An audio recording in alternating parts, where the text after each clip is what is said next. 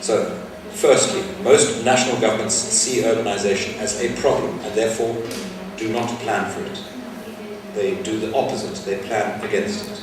Secondly, most local governments are unprepared and do no forward planning, which is why we see slum areas around all of the cities throughout Africa, throughout India, and throughout Southeast Asia.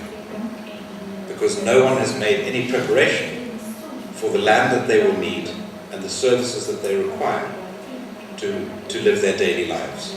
And when I say life, most growth is informal. It's informal in the sense that it's outside of the law, and it's also informal in that people have to make their own arrangements for shelter, they have to make their own arrangements for water, for energy, and very often for school and for everything else. So that's the second major feature of urbanization. Most local governments do not plan for it. When we advise mayors to plan for urbanization, the response is normally, if we plan for urbanization, more people will come. The response we give them, of course, is, well, you are not planning for it, and they are still coming.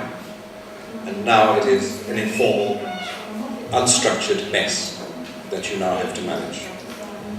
And the third general observation that I would make is that most governments, this may be true of developed countries as well, but most governments, local and national, their default position is not in favor of the poor.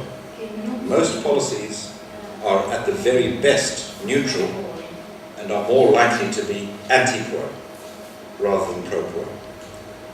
That is, even when they don't think of their policy, the practice of their administration will be not in favor of the poor.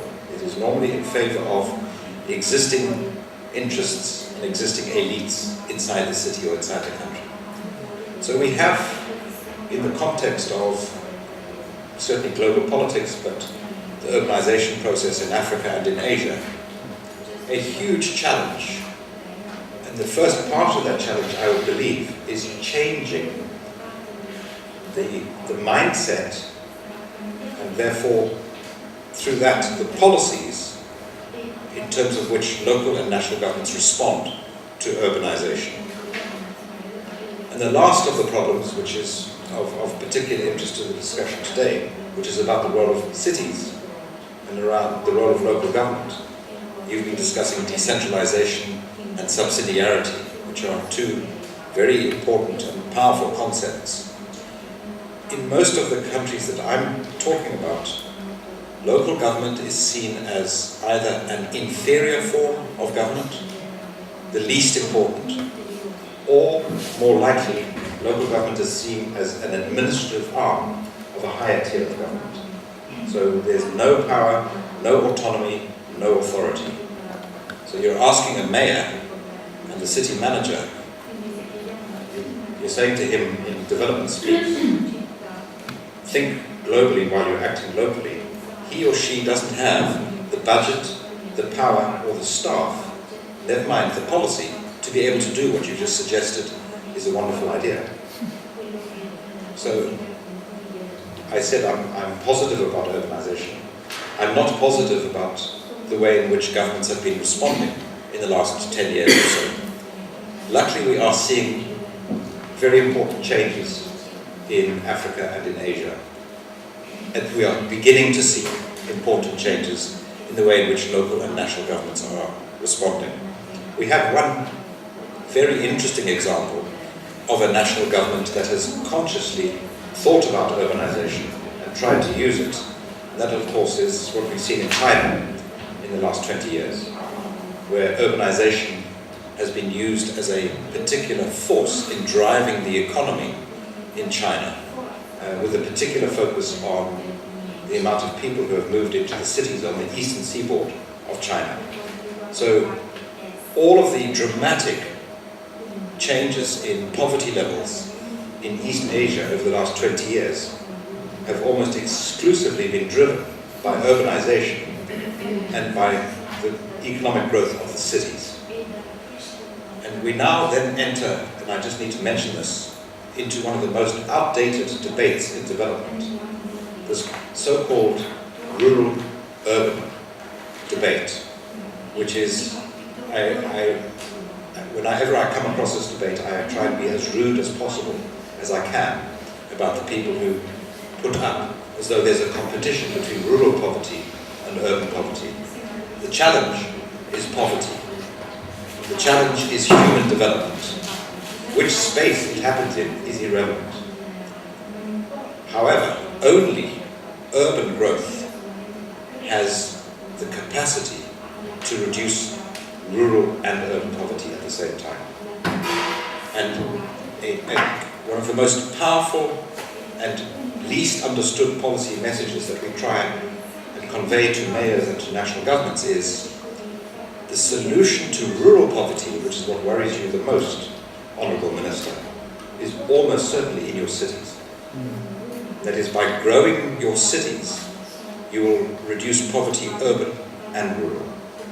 And you will raise the national income, or at least you have the potential to.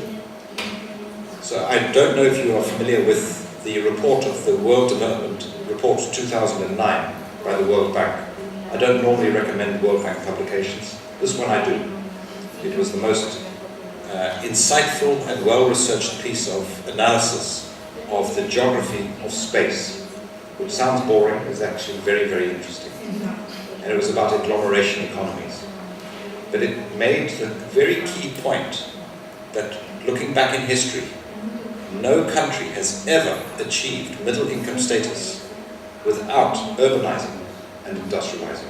It has never happened. And it is unlikely to happen anytime soon in Africa or in India or in Southeast Asia. In other words, urbanization is a necessary but not sufficient condition for economic growth and poverty reduction. But while I'm focusing on the economic, I would also, since we've been talking about human development, also say that, as we are seeing now in the Middle East and in North Africa, it is in the cities where politics gets resolved and where democracy finally gets fought out. It is very much in the cities where women get liberated and their status in society changes, sometimes quickly, sometimes slowly, but invariably it doesn't change in the rural sectors. It is often that shift from a rural economy and a rural mentality where urbanization becomes actually a very liberating force for women, hopefully for youth as well, but for society generally. So it is, in that sense, a key part of social development is in fact the way in which people interact and socialize in cities. Cities, the language I'm using, I'm talking cities of all sizes, small, medium, large, not necessarily megacities. So please do not be confused by my language. So, having made those general points, which are dangerously generalized but unfortunately accurate, the challenge for local and national governments in Africa and in Asia over the next 20 to 50 years. Step one, we say to the governments, accept the reality as it is. 30, 40, 50, 60% of your city is a slum. That's a fact on the ground. So don't tell me you don't like them or you wish they weren't there. They're there. You have to deal with them.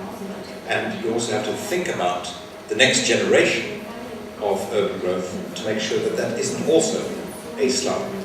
So just as the mayor's getting worried about the existing problem, you're saying also worry about the next 30 years and plan now for what comes in the future. But if I summarize, what local governments and what national governments are going to be doing for the next 30 years is taking those areas that they regard as illegal and making them legal. And introducing policies which allow those areas that are now informal to become formal parts of the city. And And that is a process that cuts across all sectors and requires a clear policy framework and consistent action year after year across a whole range of sectors to change that city. And the image that we try and convey to the mayors, your challenge is how to bring people into the city as opposed to pushing them out, which is what your current policies are trying to do. So location, this is physical and it's metaphorical. Bring the people in to your city. So we have, and I'll get to this in more detail later, we argue focus on three key areas to change the debate. Number one, the urban land markets. Where are people going to settle and how secure are they where they are settled? So most slum areas are badly located land, dangerous land, unwanted land, distant land. Our message is exactly the opposite. Bring them into the city, and if they're in the city, recognize them there and focus on improving their area rather than improving the area by pushing them out. The second key area is to focus on the provision of services, making sure that everyone gets access to essential services, the most obvious of which is water, energy, solid waste, as well as soft services like education and health. That's why people came to the city in the first place. And then there's a very important message for all of the mayors around this service delivery, which they very often don't understand. There's almost a rule, there's certainly a practice, that for every service that the government doesn't formally provide, it will be provided informally. So if the local authority doesn't give you water, you'll get water. If they don't give you energy, you'll get energy, etc. Solid waste, or it will not be serviced. But the consequences of this are actually very profound, because in the absence of the formal provision of services, you end up with, in the first instance, parallel markets. You have a water market that is formal and you have a water market that is informal. An energy market, formal, informal. That can last for a year or two. It gets very dangerous when you have parallel systems of justice, administration and governance. And that is what happens to cities that ignore the fact that 60% of their city is not under their control. And anyone who doesn't understand what I'm talking about, think of the favelas in Rio, and the fact that the army gets sent in to try and re-establish control. This can happen look at the cities, look at Cairo. I did a tour with the previous government some years ago. They took us around Cairo, and they wanted to show us something called informal Cairo. And at the end of the tour, my response was, this is not informal Cairo, this is Cairo. It's not formal or informal, this is your city. So you cannot have a different set of rules for the same people in the same city. But that's, in effect, what too many governments have allowed to happen. And the key to this is the way in which services of all types get